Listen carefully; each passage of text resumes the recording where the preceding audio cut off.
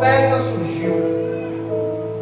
Então, da Galileia do Norte não poderia vir Jesus, na ótica humana. Mas o que me surpreende é que esse Natanael, que despreza Jesus, é do norte. A Bíblia nos fala que ele é de uma cidade chamada Betsaida, no norte de Israel. Então, automaticamente, o que acontece? Natanael, por ser do norte, ele carrega com ele todo o preconceito que tinha a respeito de toda aquela situação. Então eu começo a imaginar que Natanael, provavelmente, por ter sofrido um preconceito por causa daquilo, ele resolve praticar um preconceito contra Jesus. E aqui eu vou citar dois exemplos de pessoas.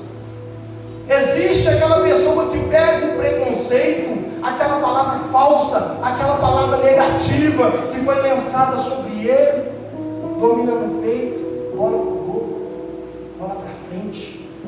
Não é verdade, eu não acredito.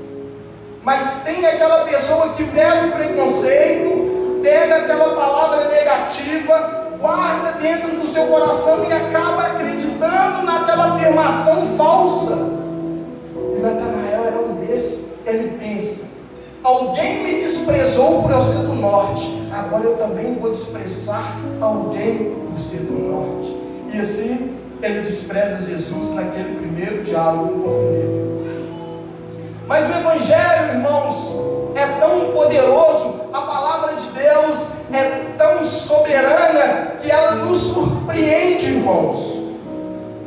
Quando nós vemos Natanael julgando Jesus, tipo assim, não pode vir coisa boa. Mas quando nós olhamos para a Bíblia, Deus, Ele sempre quebra alguns protocolos. O Evangelho de Deus, ele sempre nos surpreende. Porque quando nós olhamos para a palavra de Deus, nós vemos que Deus, ele é um Deus perfeito e soberano, sem falha nos seus planos. Aí, o que acontece? Parando para analisar, irmãos, eu comecei a entender que antigamente, nas culturas antigas, havia um princípio chamado princípio da primogenitura. Você provavelmente já deve conhecer. É onde o filho primogênito, onde o filho nascido primeiro, recebe o nome da família. É onde ele tem todas as benesses da família sobre ele. Ele é praticamente aquele escolhido. E isso na lei da primogenitura, das culturas antigas. Mas quando nós olhamos para a palavra de Deus, nós vemos que a lógica de Deus é totalmente contrária daquilo que o homem impõe sobre a nossa vida.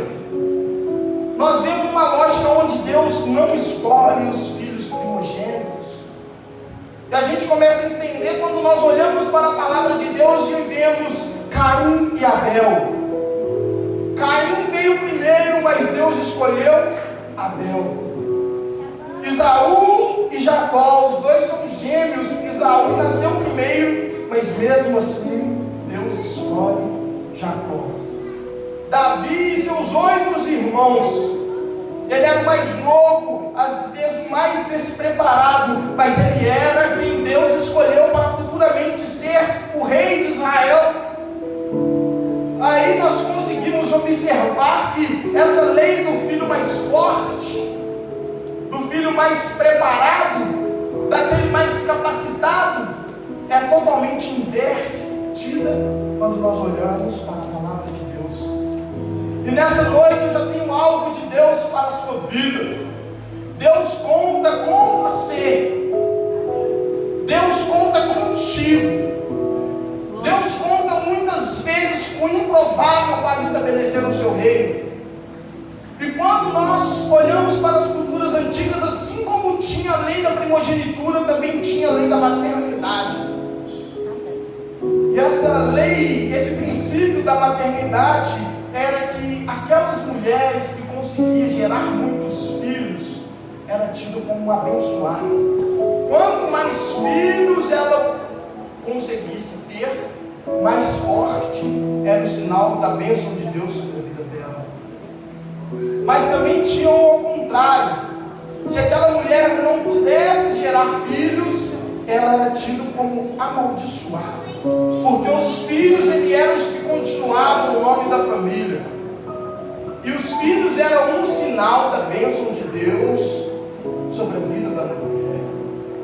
Como está escrito lá em Salmo 128, bem-aventurado o homem cuja sua mulher consegue lhe dar filhos ao redor da mesa como o arrebento da oliveira. Aí sobrevém sobre a minha mente aquela imagem da oliveira com um monte de azeitona caída pelo chão. Essa era a imagem do homem cuja mulher conseguia lhe dar muitos filhos. Então, provavelmente, quando olhamos para as culturas antigas, nós pensamos: Deus conta muitas vezes com filhos primogênitos, conta com aquelas mulheres que podem gerar filhos. Isso vem sobre nós quando olhamos para as culturas antigas. Mas quando nós olhamos para a palavra de Deus, nós vemos que não é bem assim. Na maioria dos primogênitos, Deus escolhe o segundo, ou se não o último, como no caso de Davi. Em grandes ocasiões, Deus contou com mulheres estéreis. Se nós olharmos para a palavra, nós vemos que quando era para ter o primeiro patriarca, Abraão, nós vemos na palavra de Deus que Deus conta com uma mulher que não poderia conceber a luz filhos, não poderia dar filhos. Quando foi para dar à luz um dos profetas de Israel, chamado Samuel, Deus vai e conta com Ana, uma mulher infértil. E quando foi para dar à luz um dos grandes homens nascido de mulher, que ninguém se comparou a ele, chamado João Batista, Deus conta com Isabel, uma mulher que não poderia ter filhos. Então vemos que a lógica de Deus é totalmente inversa daquilo que na terra é imposta sobre a nossa vida. Então eu digo para você nessa noite: às vezes você se acha incapaz,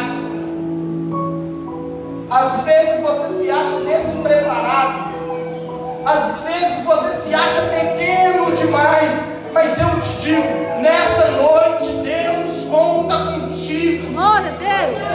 Aleluia. Permaneça, espere, confie, pois a promessa de Deus na sua vida é